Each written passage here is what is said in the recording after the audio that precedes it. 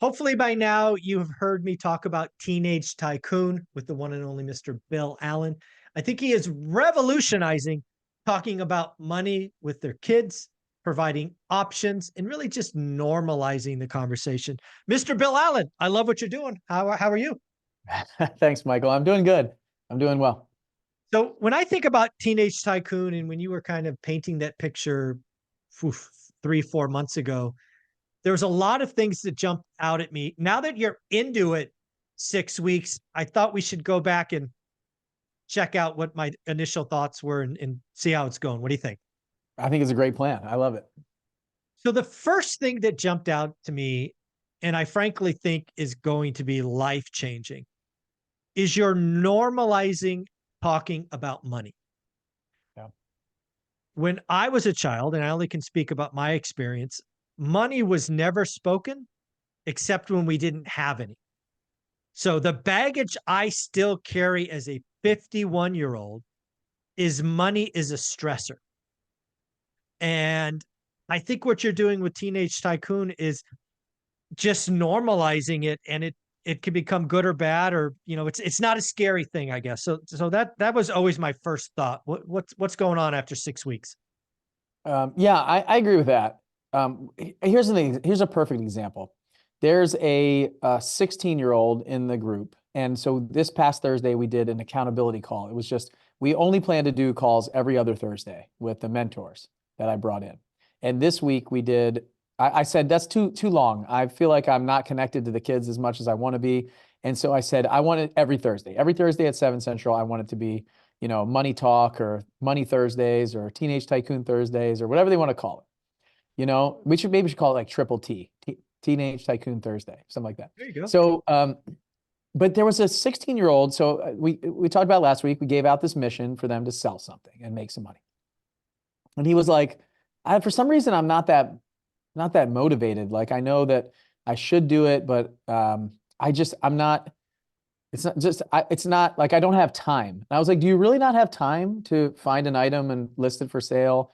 And so I could tell something was just off with him. And I was like, do you want a car? And he's like, no, I don't really feel like I need a car right now. I was like, okay, do you want something else? What do you want money? He's like, maybe. Like, I feel like I should, but I'm not exactly sure why I don't. And so we spent maybe 5 minutes with him. I spent just kind of unpacking some of that and giving him some grace to say, just because all these other kids are making money and selling their things and their items, it might just be that doesn't really interest you that much, and something coming up will. Yeah. And he's in the book club, he's reading the books, and what he's doing is he's starting to understand why he feels that way. And so we're able to have that conversation, to talk about money, like you said, to normalize the conversation where he starts understanding how he's feeling and why he's feeling that way. And you know what? In a couple months, when his friends get their license and he wants to go somewhere, something's going to happen, and it's going to turn that light switch on for him at some point, probably. But right now, he's just like, he felt kind of shame because he hadn't sold some things, or he had an idea of what he was going to sell, but he hadn't taken the pictures. He said that he didn't have time to do it. And when really we looked at it, it wasn't the fact that he didn't have time. It wasn't the fact that he was too busy. It was the fact that he wasn't really motivated to do it. So it allowed a conversation that I think, and this is in front of all the other kids too. So then they're starting to understand, like, like, why do I want it? And this person does. So it's just being able to figure out why we feel what we feel. It's just like you said, if you were a kid and you were like, money equals stress to me, and we can start unpacking that to figure out why that is. And in his family, maybe there is some of that stuff going on, and we'll get there. Like, he'll get to it, he'll start uncovering it, but at a very early age instead of a later age. So I agree. I think we are normalizing that conversation. And then after that, he probably went and talked to his parents and said, or he just like, he had this huge relief, this huge like sigh of relief after a 5-minute conversation. And he's like, thanks. So I'm interested to see what happens over this next week with him. Yeah, I think money is one of those things that I think you and I, it's fair to say, we've always been, I'll say for me, it was the number one driver for me. I got a job under the table at 12 years old at a dry cleaners with all that chemical and all that crap because that's the only thing I could do to help put food on the table and in groceries in the refrigerator. That's how broke we were. Then I got a job at 13 when you could sign the worker's permit. Then I got a job at 15 on commission. Right. I have always tried to make as much money as possible because to me, that was the only way to provide relief. And I still carry that same BS today. And I haven't worked for 6 years. It's, we've got, if we could talk about it when I was a teenager, maybe I wouldn't have this. It's still heavy baggage today, Yeah. 30 freaking years later. So normalize, like if I would have had an outlet, and let's be clear, that's kind of my point too. It could not have been mom and dad. My mom and dad were not the place to go because it was just like Chernobyl went off. But if I could have gone to another adult, another peer in a trusted group, maybe I wouldn't have that today. Maybe I would have known there was options. For all I knew, Bill, that's how every family operated, right? It's just wild. No, I feel that. I mean, I remember for me, as far as money goes, I always, when I look back, I'm just hyper competitive and I feel like money's the scoreboard. So I was always interested in it because number one, like you said, we didn't really have a lot of it. We didn't have like no money. It wasn't like that. It was probably like lower middle class. And so we had, if you look in comparison, we had a lot of money, but compared to everybody else that was around in those neighborhoods and my friends and the places that I was, we always had like less than everybody else, it seemed.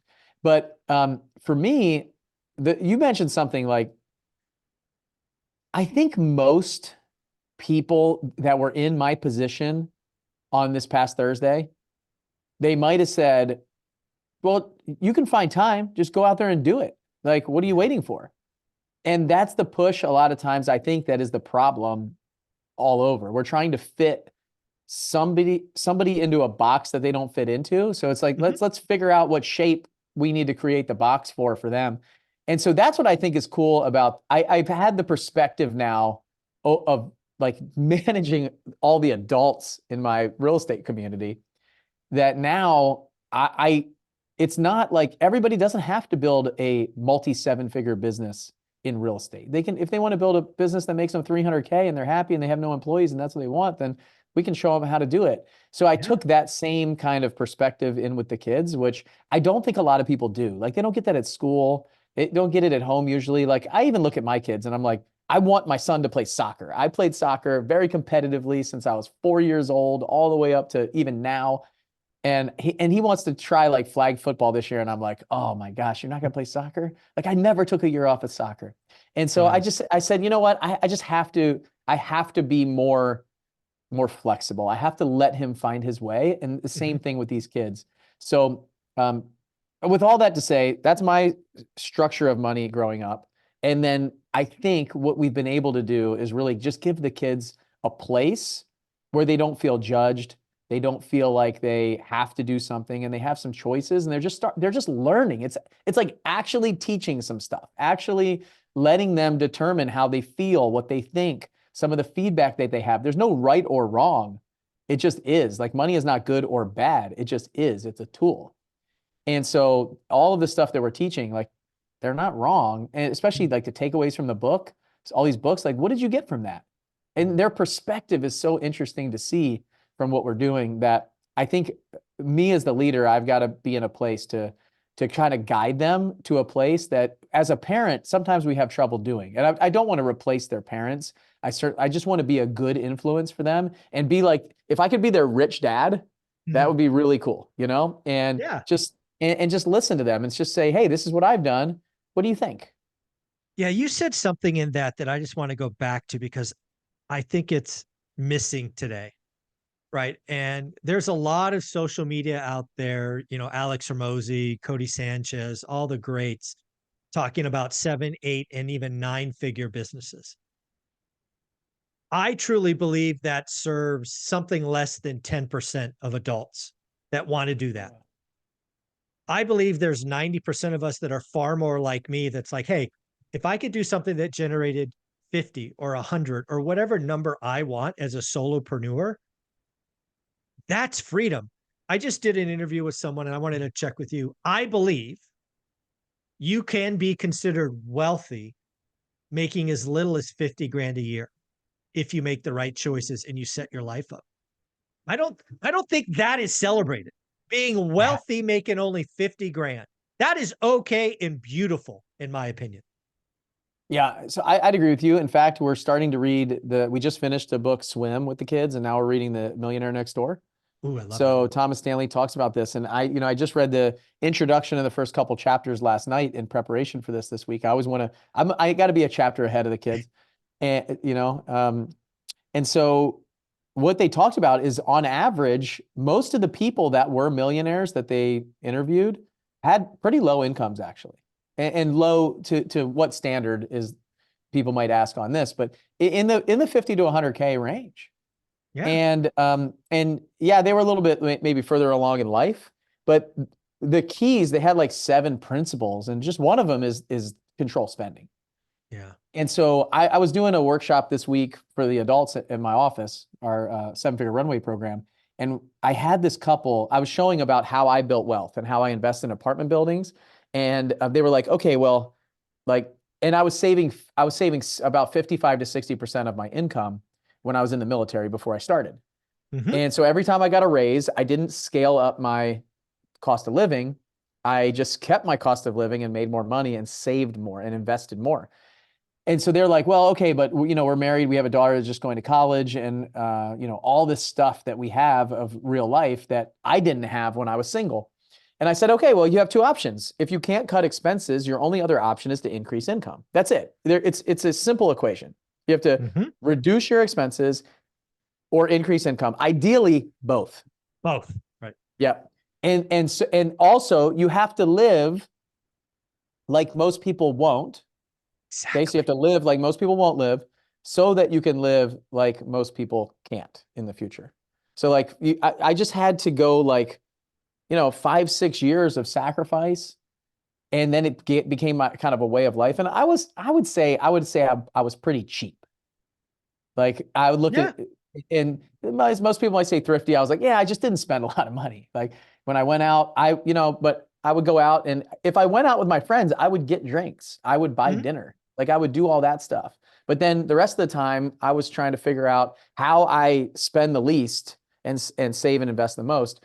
And so, but now people look and they're like, oh, but like you have an airplane, and you do all this other stuff, and you have this car, and you have, and I still don't think I spend that much. The airplane is pretty expensive. But the rest of it, like I don't buy new clothes. I don't spend a lot of money on that stuff. Like I don't buy real fancy things. I'm good if we just like go eat at a meal that costs the whole family $20. We don't need to go to the nicest restaurants and stuff. So it's just like, I'm a pretty simple guy. Yeah. And that's what it was, Millionaire Next Door. So 50K, you make 50K. If you do it right, you can become a millionaire for sure. But I would also argue, I think what Alex talks about a lot, which I totally agree with, and I do too, is you got to grow your active income. You got to figure out if you can figure out how to make more money, even if it's side hustle. I've always had a side hustle. I was always trying to make extra money. And then all the money I made there, I put into investing. And that's the thing. People make more money and they spend more money. And that's how people go broke or just stay where they are. They make more money and they scale their spending right along with their income. Yeah, I don't think getting wealthy is a very hard formula. There are choices you have to make. Like you said, you got to be uncomfortable for a few years so you can ball out later. But you've got to create discretionary income. You're right. There's only 3 ways: increase income, lower expenses, or both. You got to become elite at some type of investing. We've obviously chosen real estate, but it could be others. And then 10 years. It's that simple formula. It's pretty crazy. I want to go back to Millionaire Next Door, because I remember reading that book, 30 years ago, maybe. Yeah. And there was a phrase, I think it's in the introduction. It might be chapter 1. Big hat, no cattle. Yeah. I remember reading that the first time going, I don't get it. But today with social media, it is so obvious. Big hat, no cattle. Let's talk about it. Yeah, you're exactly right. It's in the introduction. So I just read it last night, in fact. And so so I just read it. So it was a guy in Texas who was meeting with some people from Europe overseas for a business. And they actually went into the guy's office. They were doing this big business deal, and they couldn't find, they didn't know who ran the company. And so like they were like, they asked everybody, like, we're here to meet the owner. And it was this guy who was just like a Texan, belt buckle. Um, and so they told that story, but ultimately, all hat, no cattle, like big hat, no cattle, basically is like all show, no dough. Exactly. Right? So you've got like, hey, so they talked about a lot of these people who, like all the millionaires that they interviewed, they weren't driving Ferraris, Lamborghinis, those kind of things. They didn't live in, and if they lived in their house, 97% of them own their house. And also, they had lived there over 20 years in the same house. And so it's like things like that, where they saw all these markers for these millionaires that they were looking at. And rarely anybody made over $1 million a year. And most people, like some of the people that were worth more, and most weren't worth more than 10 million. They were worth like 2 to 4 million, but the people that were over 10 million skewed that average up even. And so all hat, no cattle is just basically like you might be able to talk about how much, like on the surface, it looks like you have a lot of money, but you've got nothing beneath the surface. And so we really would rather be the other side of that. So I try not to be like the flashy person on social media. I mean, I do have an airplane now, so and you know, we do interviews in the airplane. It's a multi-million-dollar airplane. So that kind of stuff, but my hope is that people see that and are like, you know what? That inspires me to go get there. And honestly, I just love to do it. I flew in the military for 20 years. I love it. I have the opportunity now to do it, and it opens up some doors for me, which I don't know if I'll keep doing that forever, but I absolutely love it. Like I always have something to get me. It's a time machine to get me from point A to point B. But I got cattle. I got the hat and the cattle. Yeah, And exactly. that's the thing. So yeah, so hopefully I explained it right. That's a saying that I love. Yeah, for me, it's I want people watching this to have that lens. When you're seeing somebody on social media or you're talking to your friends, ask yourself, big hat, no cattle? Or, oh, by the way, did the cattle buy the hat? Right? Just to kind of turn that around. So I think you would do yourself a lot better following people who have cattle, right? Because there's a lot of flash. You know, there was a time on YouTube, you know, years ago, Graham Stephan told me in private that if you didn't have a Lamborghini in your thumbnail, nobody would watch. Talk about big hat, no cattle. So pretty wild to think about. I want to go back to kind of the three things in teenage Tycoon. One is you're normalizing talk. We've kind of hit that. The second one I think is equally important is you need to, you're another voice, because at least for me and my relationship with my parents, and then me and my relationship with my daughter, money wasn't the topic, right? So you're normalizing having conversations with others. And again, you probably listen as a teenager, you probably listen to others before you listen to your parents. That's just kind of normal. But you're giving an outlet for that, which I think is important. Yeah, I totally agree with that. I think what's cool is the conversation I got to have with that young man. It's probably not a conversation he's going to have with anybody else if we didn't have it. Totally agree. And he's not going to bring it up to his parents. It's not going to open up that door, but now maybe he will. And so I don't think as parents we have to even like pressure our kids or stress out about this. It just is. Like when my son was playing soccer, when I was the coach, he was the one who wouldn't listen. And then after 2 years of that, I said, you know what? I'm not coaching anymore. I'm going to see how this goes. And the other coach steps in and he gets in line and he listens and he pays attention and he's well behaved at practice. I'm sitting on the sideline. So it's just the way it goes, especially as our kids are younger.